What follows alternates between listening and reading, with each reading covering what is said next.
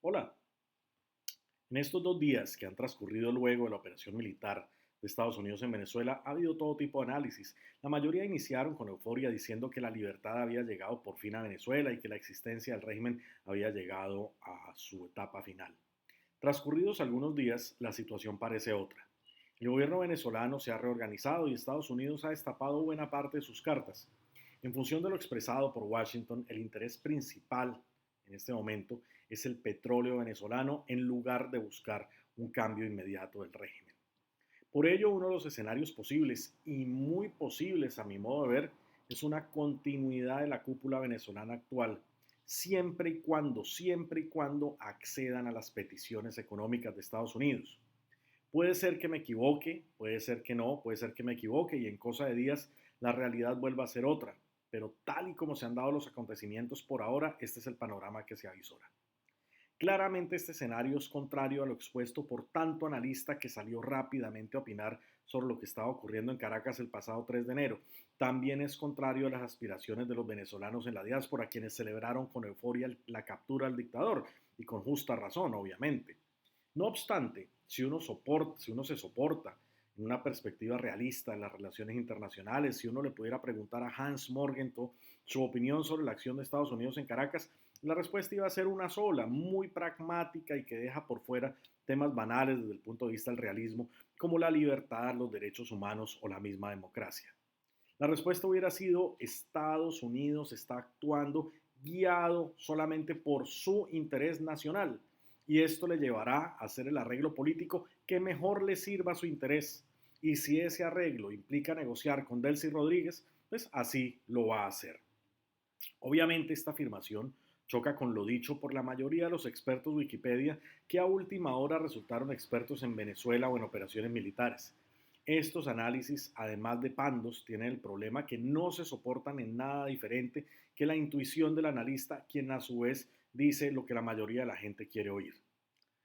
Habiendo hecho esta introducción, quiero iniciar pues mi análisis y para ello compararé en primer lugar a Venezuela con Panamá. Esto es una comparación obligada más allá de la coincidencia de la fecha 3 de enero.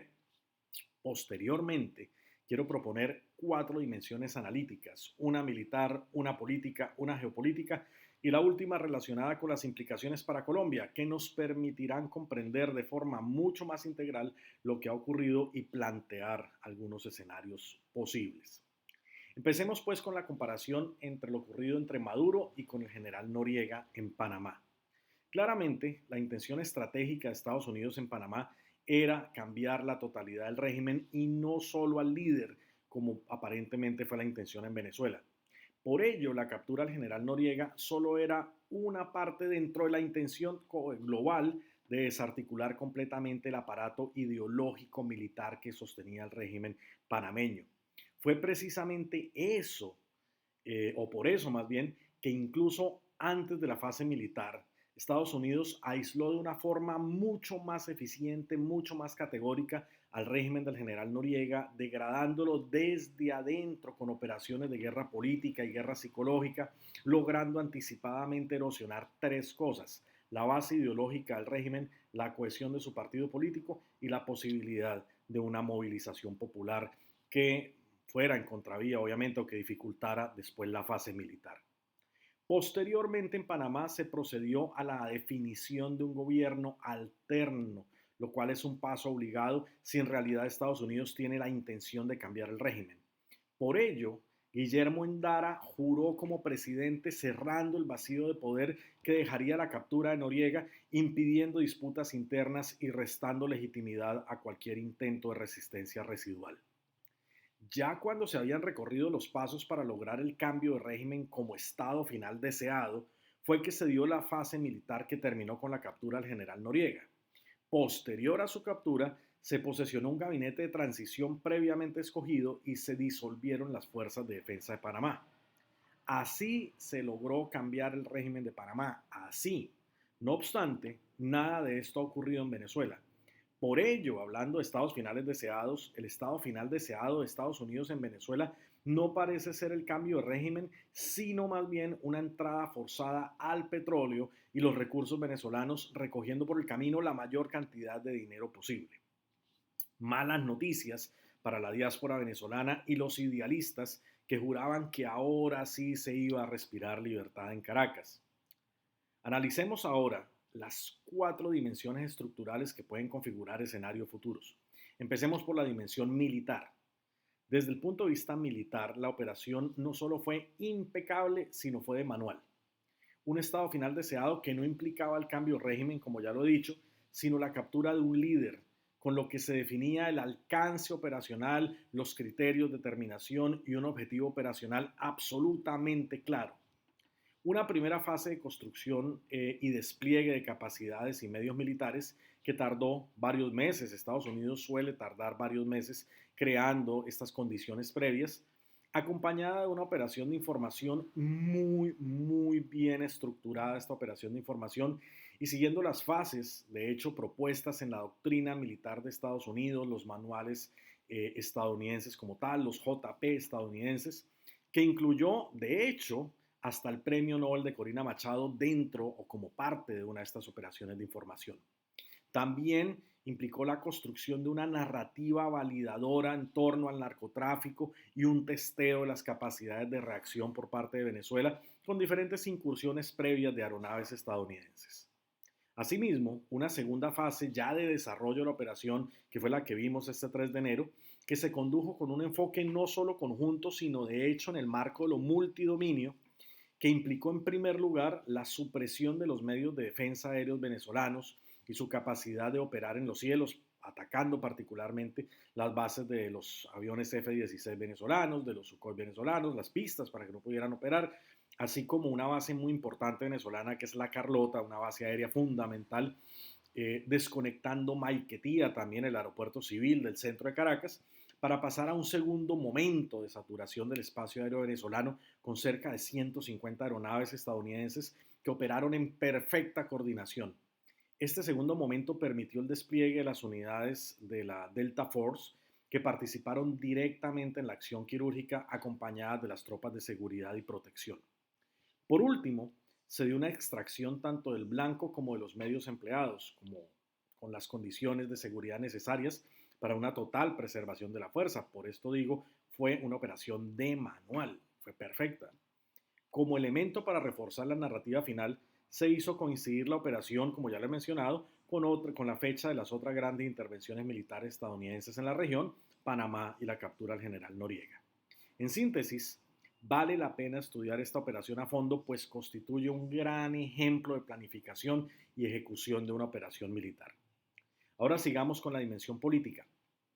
Claramente hay una afectación a la izquierda latinoamericana. El hecho que la izquierda haya adoptado como propio a un régimen extremadamente corrupto y vinculado con la convergencia criminal que recogía narcotráfico, explotación de recursos, asociación con el terrorismo y construido sobre un lawfare evidente, le ha generado y le seguirá generando a la izquierda un desgaste político enorme. Además, la acción ocurre en un momento en que la región se desplaza hacia la derecha siguiendo su tradicional pendulación, con lo que el efecto multiplicador de este desgaste político sería o será aún mayor. Pero no se puede, al menos por ahora, y esto es muy importante, al menos por ahora, no se puede caer en la trampa de afirmar que el régimen llegó a su fin. Al menos hoy, un par de días después de la operación, aunque en el futuro esto pueda cambiar, al menos hoy quien gobierna Venezuela sigue siendo el régimen.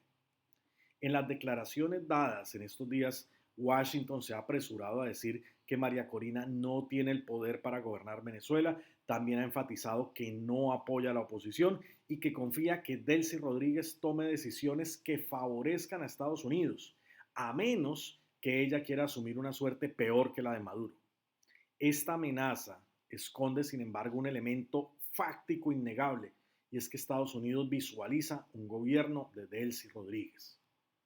Pero ¿por qué Washington se la juega por el oficialismo venezolano? La respuesta es simple y tiene que ver con la geopolítica regional y la geopolítica del petróleo. Vamos pues a la tercera dimensión, que es la geopolítica justamente. Venezuela tiene las reservas de petróleo más grandes del mundo, esto lo sabe casi todo el mundo. Este hecho por sí solo ya le hace un botín apetecible, pero su valor se incrementa cuando la misma OPEP habla de la llegada en el futuro próximo del pico petrolero.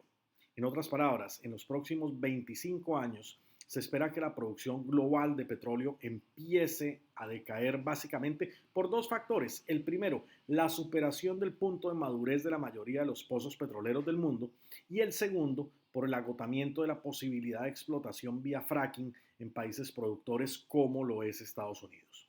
Por ello, nuevas reservas, como el caso de Guyana y sus 17.000 millones de barriles, o viejas reservas, pero irónicamente poco movidas en los últimos años, como es el caso de Venezuela, se vuelven muy atractivas y estratégicamente valiosas.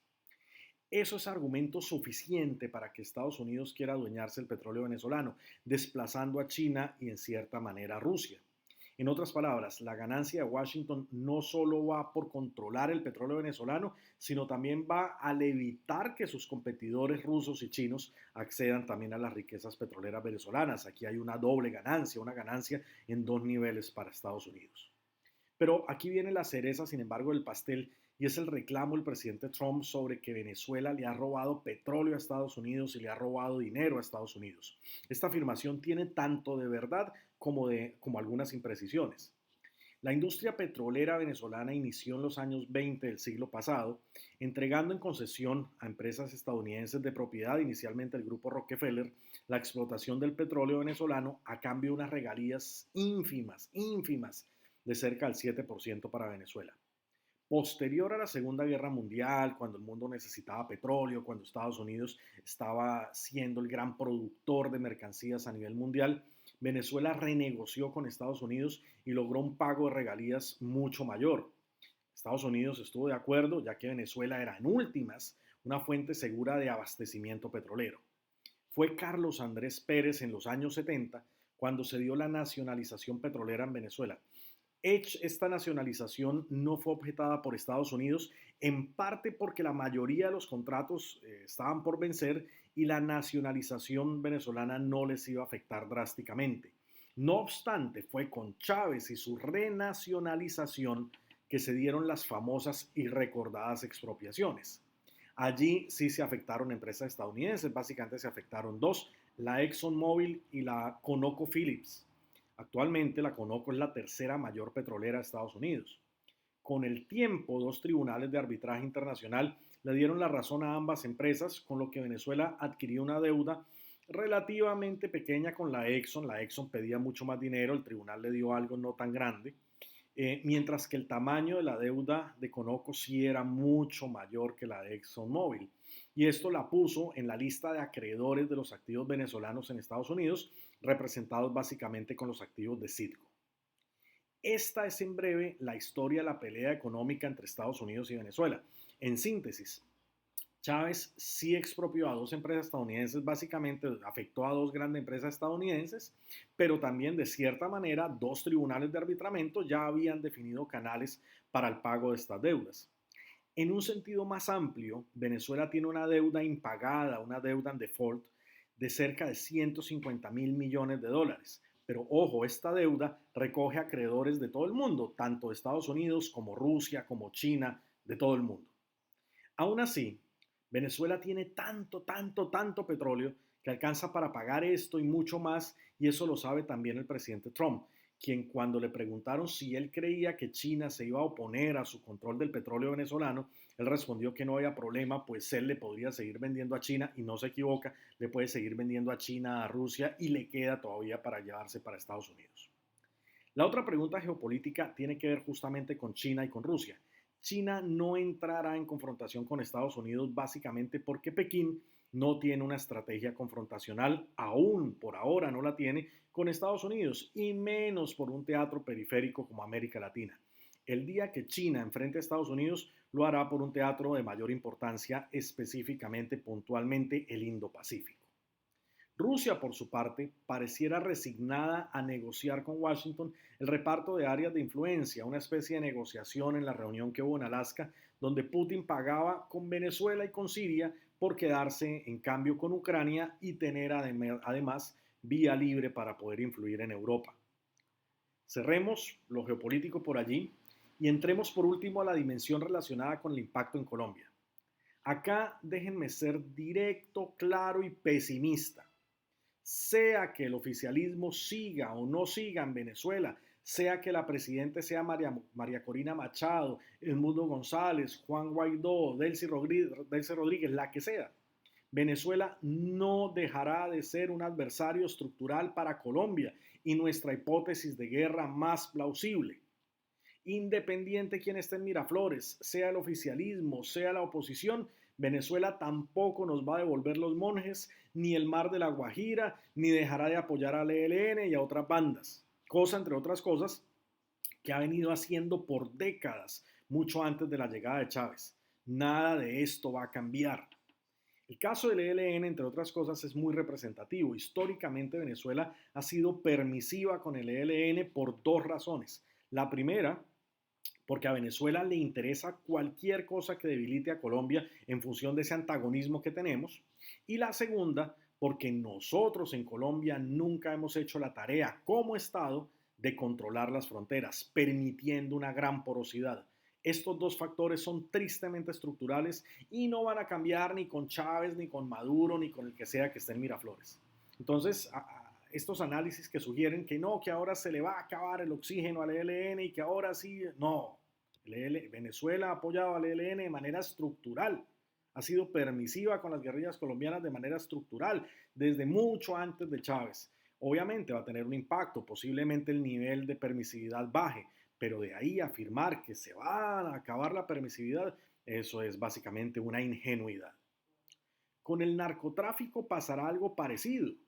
Si bien es cierto que Venezuela es una de las rutas principales de la salida de droga que se producen en Colombia, especialmente por el Catatumbo que queda aquí cerquita, entre otras cosas por cosas del destino estoy transmitiendo este video desde Cúcuta, al pie de la frontera con Venezuela, también es cierto que esta droga, si en Venezuela se complican las cosas, sencillamente va a buscar otra salida que no sea Venezuela en caso que obviamente se cierre en el futuro esta ruta venezolana.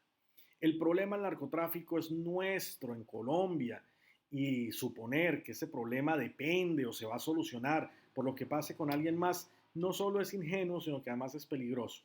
Somos nosotros los únicos que podemos y debemos resolver el asunto del narcotráfico, controlando nuestro territorio con Estado, con las instituciones estatales, controlando nuestras fronteras con todo el Estado, con todo el Estado. No podemos decir que el narcotráfico en Colombia depende o no depende de quién está en Miraflores. Se puede afectar, se puede incrementar, puede crecer, pero no podemos decir que depende exclusivamente de quién esté allá.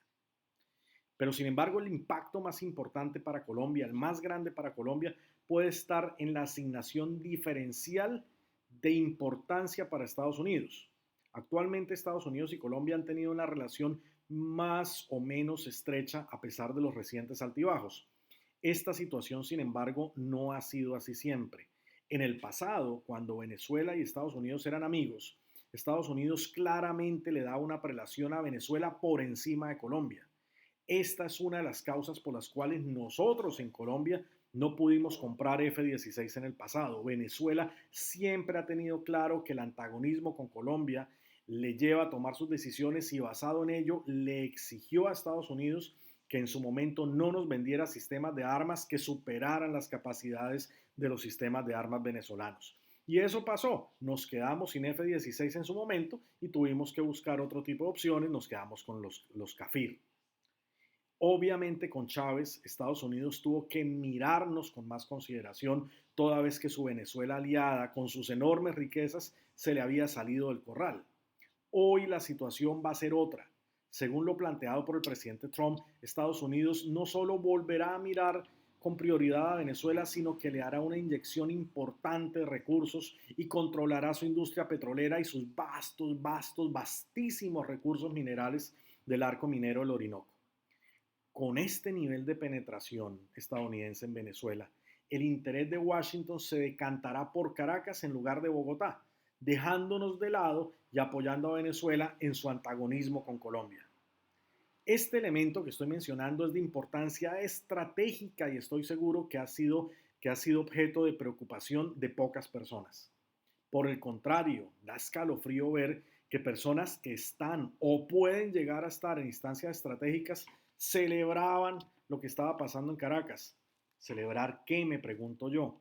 Celebrar que nuestra hipótesis de guerra más probable se va a fortalecer y va a reconstruir sus relaciones con Estados Unidos basado en algo estratégico como el petróleo, cosa que nosotros no podemos igualar ni superar. Celebrar que Venezuela va a reconstruir sus sistemas de armas apoyados por Estados Unidos. Celebrar que nuestro adversario va a superar su horrible noche y podrá recuperar su poder y podrá dirigir ese poder en su antagonismo hacia nosotros. ¿Eso es lo que estamos celebrando? Yo no veo en ese sentido desde un punto de vista estratégico, desde una óptica estratégica, yo no creo que sea algo para celebrar desde el interés nacional colombiano, más allá, obviamente, de las pasiones políticas que esto pueda despertar. Y es que ese es el punto. El problema es que como latinos y especialmente como colombianos somos viscerales, pasionales y cortoplacistas, no vemos más allá de nuestra propia nariz. Pero bueno, dejemos hasta allí este análisis, esperemos lo que pueda ocurrir, que puede tanto reafirmar lo planteado acá como cambiarlo totalmente. Con el presidente Trump, la niebla de la guerra es muy pero muy densa. Lo único que queda claro es que este 2026 será de nuevo un año fabuloso para estudiar geopolítica. Qué buen momento para estudiar geopolítica. Con incendios en América Latina, el Sahel, el Cuerno, el África, el Medio Oriente, Europa, el Ártico con Groenlandia, recordemos también la aspiración de Trump, Asia, el sudeste asiático y el mismo Indo-Pacífico. Muchísimas gracias y sigamos entonces de cerca estos acontecimientos. Un saludo desde la frontera con Venezuela.